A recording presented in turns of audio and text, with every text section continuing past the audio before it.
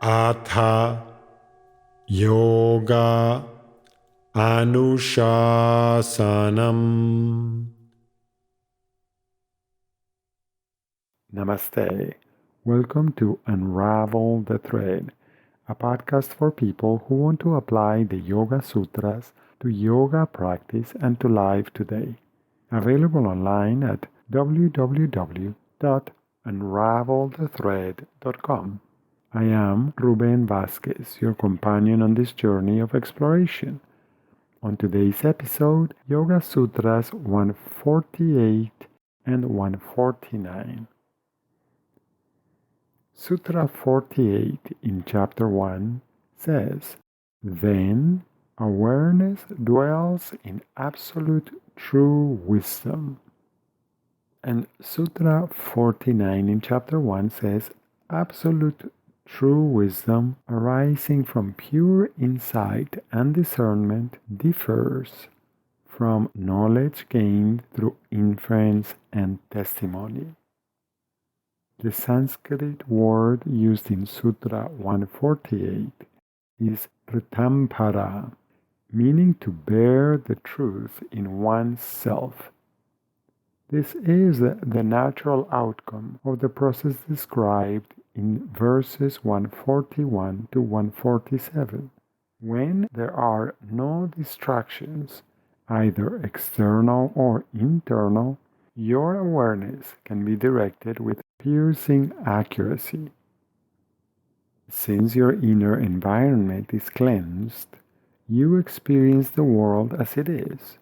In other words, you witness with great clarity the intricate and delicate interconnectedness between all aspects of life.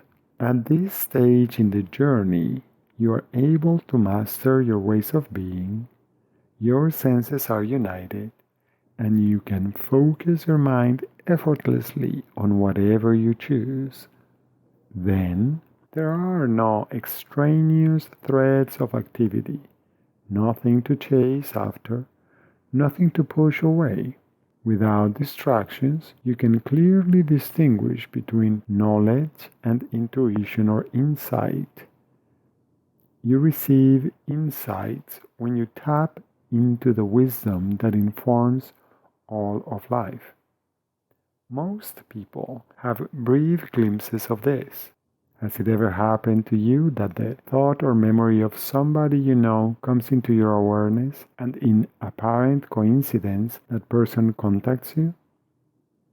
Or that you feel compelled to do something and that action leads you to an unexpected yet welcome encounter or experience? Or that you have been trying to resolve a problem or situation and have thought about all possible options, but that you still haven't found a viable solution and, inexplicably, an idea comes into your mind, suddenly delivering what feels like the perfect solution?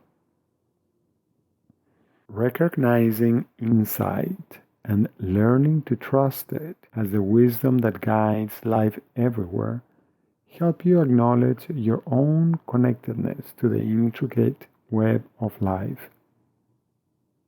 Sutra 149 emphasizes the important difference between what you know through inference and testimony, two of the sources of correct knowledge mentioned in Sutra 1.7, and the embodied wisdom resulting from meditation. Although trustworthy sources of useful information can serve as guides along your path, your direct experience of wisdom cannot be replaced by that knowledge. As you differentiate between what you know and true wisdom, you know that wisdom does not originate in you.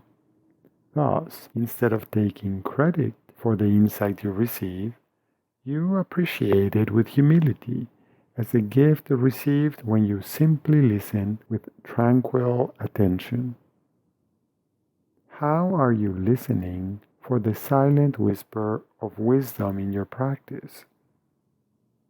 How does this wisdom manifest in your daily activities? Are you able to differentiate what you believe from true wisdom? What does it take to trust this wisdom? Do the insights you receive when you trust them result in greater harmony?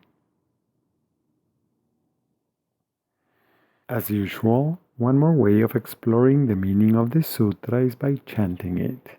You can choose to chant this sutra in its traditional form with some of the words coming together. For Sutra 1.48, rtambhara tatra prajna. Another option for this sutra is to chant each word in the sutra individually. Rtambhara tatra prajna. Rtambhara tatra prajna. Rtambhara tatra prajna. Rtambhara tatra prajna. Rtambhara tatra prajna.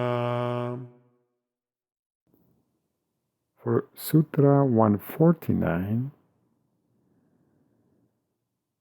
Shrutanumana prajna bhyamanya vishaya vishesharathatvat.